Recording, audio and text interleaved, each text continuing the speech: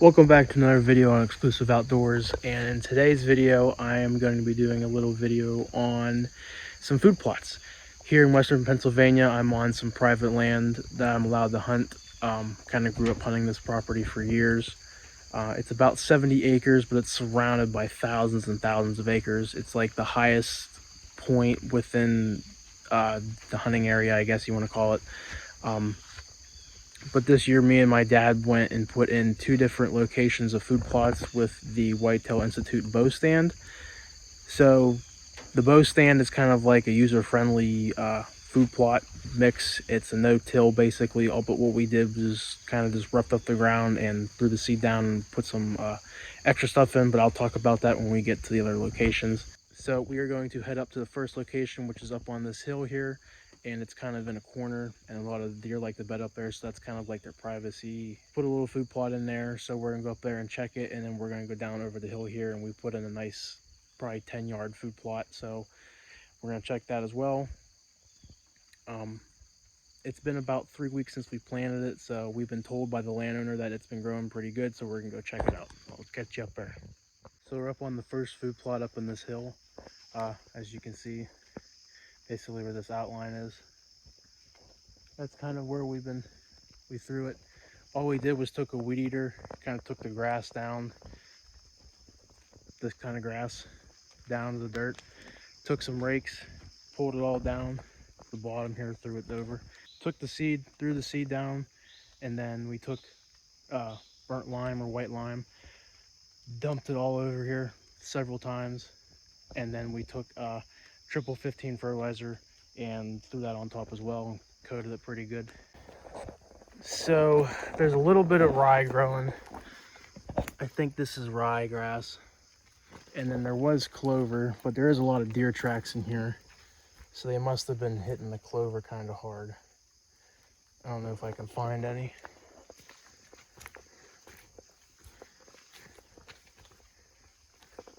I don't think that's it, but that might be some. But we got some deer tracks all through here, so they might have been nipping at it.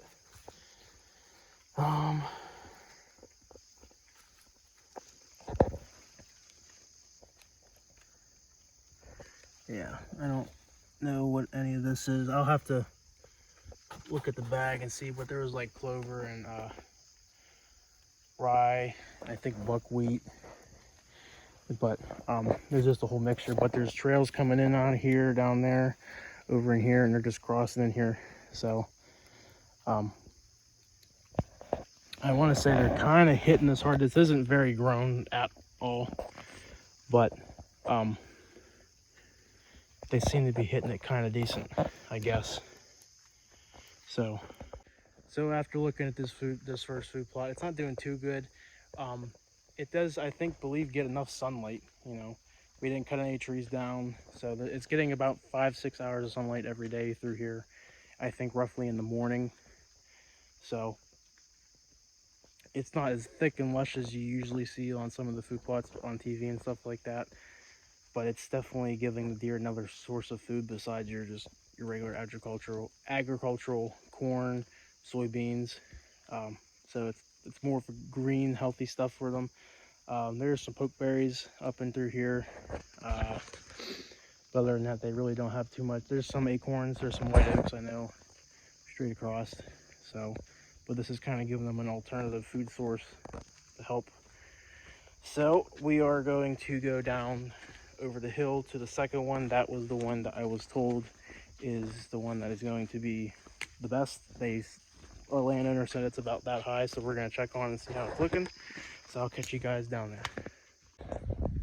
All right, so we're down at the second food plot, and let me get a better angle here. This is how big it is. It comes the whole ways around to about right where I'm standing, back over. So it's really growing heavy right here, but this whole thing was planted with that bow stand seed. So, and as you can see, big enough gap for sunlight, and it definitely gets sunlight almost 3/4 of the day. But it's definitely doing a lot better than the other stuff up on the hill. So it might not be getting enough sunlight up there, or the deer really just kind of hit it hard and they're not letting it the chance to grow. I don't see any tracks down here as much as I did up there, but that doesn't mean anything. So like, yeah, right in here, it's not really growing. And this is where we started and worked our way over. It's grown a little bit, but like I said, not as good as this corner over here. I'm gonna get a close up and see what we got growing here. All right, I'm no gardener here, but I think this is that rye grass stuff. And then I think this is clover growing. But there, like I said, there's I think buckwheat, the ryegrass, the clover. I think there's radish, but I think that comes in later when it grows. But as you can see, it's really coming in thicker. And you can see where the line really stops. So, but from here straight up in that corner is where the other food plot is, and there's just kind of like a big hillside that goes all the way along here. So I'm going to be doing a little bit of archery hunting this season in here. I haven't hunted this in about 3 years in archery season, so we're going to give this a try and see how it works. There's been some big bucks that have been shot out of here, so hopefully we can get another one in the bow season. So I'm going to flip the camera back around, just letting you guys get another look at this. Leave a comment down below on what you guys think all this is growing, just to verify. But like I said, I'm pretty sure it's a mixture of clover and that ryegrass, but I'm going to flip the camera. All right, so just kind of wrapping up this little video here.